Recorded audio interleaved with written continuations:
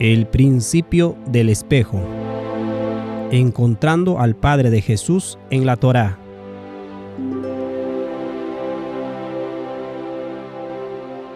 Capítulo 38. La rebelión de Coré.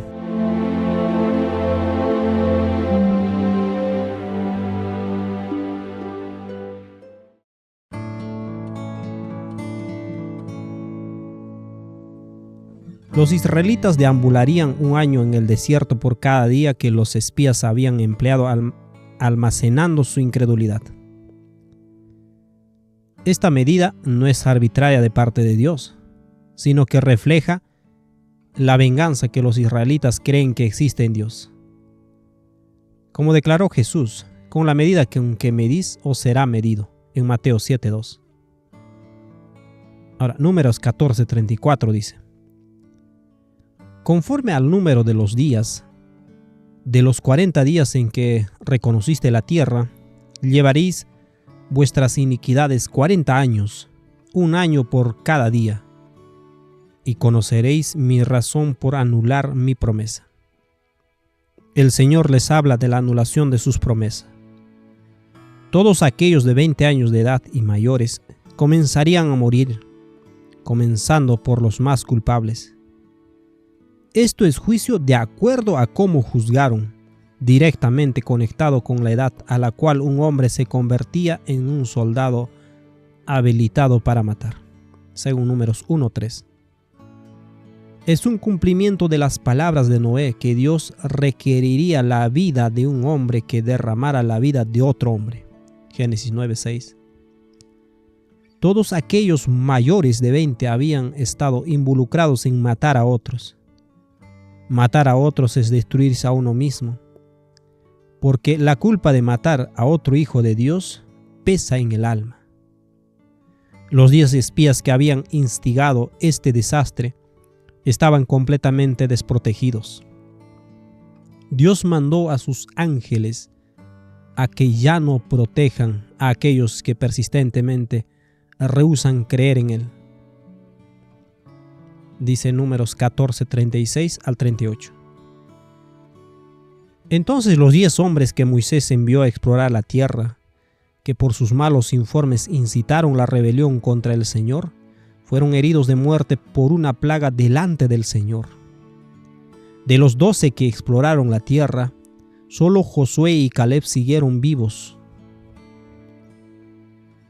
La explicación de Moisés solamente impulsa su terquedad contra él. Si el pueblo hubiera tenido un espíritu de arrepentimiento, el Señor nunca hubiera impedido que entraran a la tierra prometida. En lugar de eso, el pueblo ahora decide insensatamente hacer la misma cosa que antes sentían que era imposible. En lugar de arrepentirse de sus pecados, preferían intentar tomar la tierra con sus propias fuerzas. Leemos en Números 14, versículo 39 al 43. Después, cuando Moisés comunicó las palabras del Señor a todos los israelitas, se llenaron de profundo dolor. Así que a la mañana siguiente se levantaron temprano y subieron a la parte alta de las colinas. «Vamos», dijeron.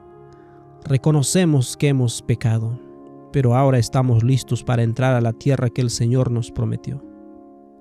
Pero Moisés les dijo: «¿Por qué desobedecen ahora las órdenes del Señor de volver al desierto? No les dará resultado. No suban ahora a la tierra. Lo único que sucederá es que sus enemigos los aplastarán porque el Señor no está con ustedes. Cuando enfrenten a los amalecitas y a los cananeos en batalla, serán masacrados. El Señor los abandonará porque ustedes abandonaron al Señor». El pueblo reconoció que había pecado, no como Pedro, sino como Judas. Pedro se arrepintió, pero Judas no. Moisés le advierte al pueblo, pero están tan afirmados en su propia voluntad y completamente resistentes a escuchar a los agentes designados de Dios, que ahora entran a su misión suicida. Números 14, 44 al 45. Sin embargo, el pueblo avanzó con insolencia hacia la zona montañosa, aunque ni Moisés ni el arca del pacto del Señor salieron del campamento.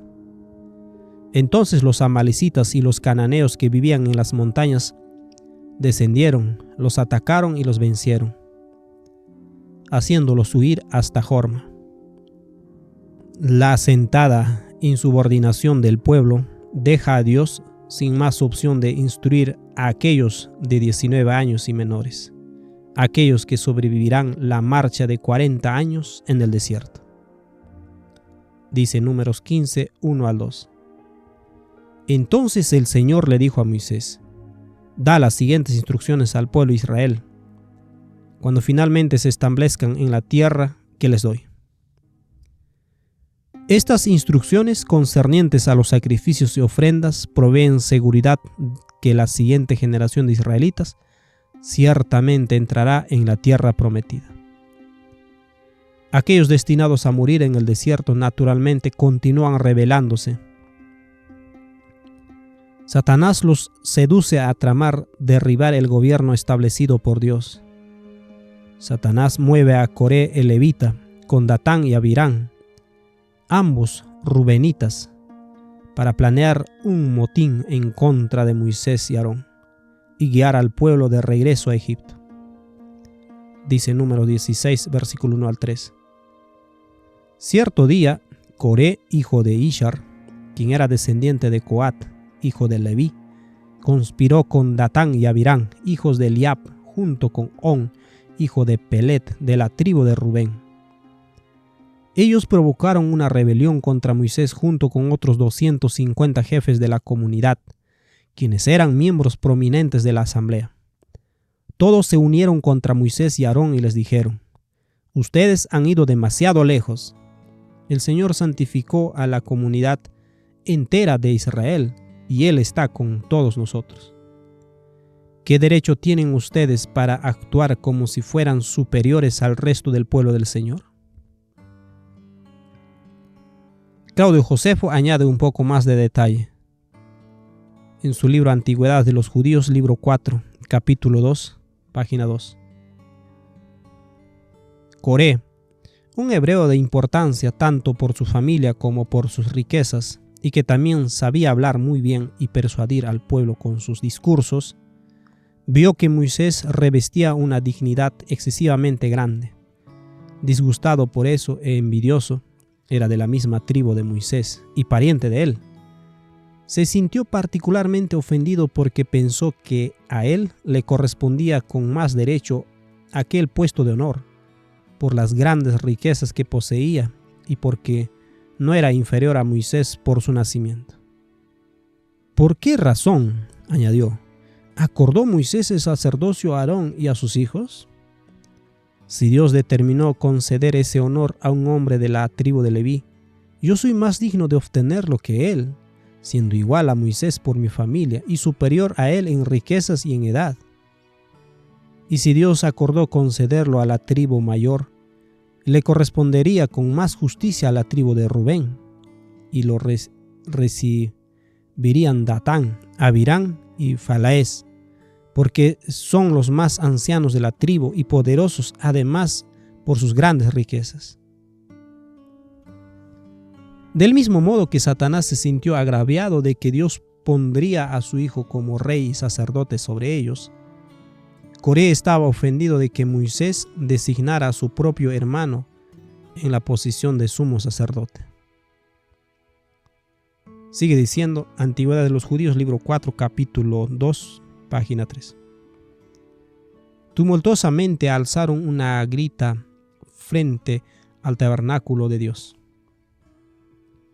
pidiendo procesar al tirano y librar al pueblo de la esclavitud a la que, con el pretexto de que eran mandamientos divinos, los sometía con órdenes violentas. Porque si hubiese sido Dios el que eligiese un hombre para cumplir las funciones de sacerdote, habría elevado a esa dignidad a alguna persona merecedora, y no a uno que era inferior a muchos otros. Si hubiese juzgado convenientemente designar a Aarón, le habría permitido a la multitud que lo hiciera y no habría dejado a esa tarea a cargo de su propio hermano. Coré quería tener el sacerdocio determinado por un estilo democrático, en lugar de que Dios asignara a un miembro de la familia por sí mismo a una posición tal. Moisés no se defendió, sino que puso la situación en las manos de Dios. Invita a los antagonistas a colocarse en el rol de sacerdocio que buscaban. Debían tomar sus incensarios, llenarlos con incienso y presentarlos ante el Señor. El Señor decidiría quién sería acepto. El pueblo está satisfecho con este concurso y espera con anticipación el resultado. Moisés le advierte a Coré acerca de su camino de ingratitud en contra de lo que Dios ya le había concedido. Coré era uno de los 70 ancianos que subió con Moisés a la montaña y contempló la gloria de Dios. Era uno de los líderes de la nación y esta posición le causó, al igual que a Satanás, asumir una posición mayor de la que Dios le había otorgado. Cuando a Coré se le dijo que su pecado prevendría que llegara a la tierra prometida, se rebeló y orquestó una rebelión que llevó a la muerte de casi 15,000 personas. Esto está registrado en Números 16, 35 y versículo 49.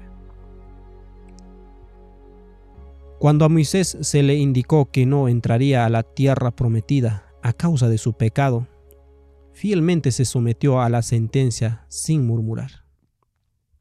¡Qué contraste de carácter! Cuán diferente podría haber sido la historia de Coré si simplemente hubiera confiado en la sabiduría de Dios y aceptado la sentencia.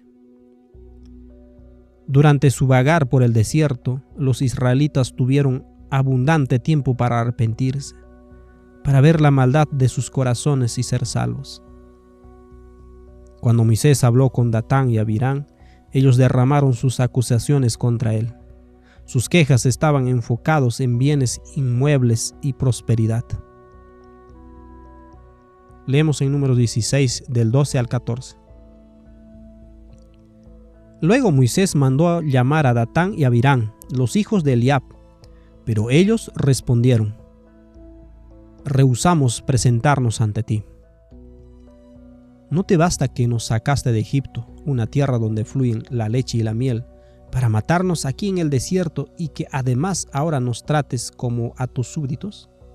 Es más, no nos has llevado a una tierra donde fluye la leche y la miel, ni nos has dado una nueva patria con campos y viñedos. ¿Intentas engañar a estos hombres? Nosotros no iremos. Los israelitas usaron a Moisés como chivo expiatorio y lo volvieron la causa de todas sus calamidades. No deseaban la mansedumbre de Moisés, querían campos y viñedos. Moisés estaba profundamente afligido por sus acusaciones. Se había entregado completamente a la tarea de liberar a los hijos de Israel. Ahora la mayor parte de la congregación se ponía del lado de Coré y sus asociados. 250 príncipes israelitas se unieron a la revuelta y ávidamente presionaron para ofrecer incienso al Señor. Leemos en el libro de Números capítulo 16, versículo 16 al 19.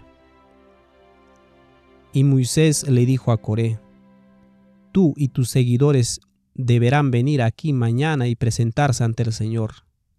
Aarón también estará presente. Tú y cada uno de tus 250 seguidores deberán preparar un incensario y ponerle incienso para que todos puedan presentarlos ante el Señor.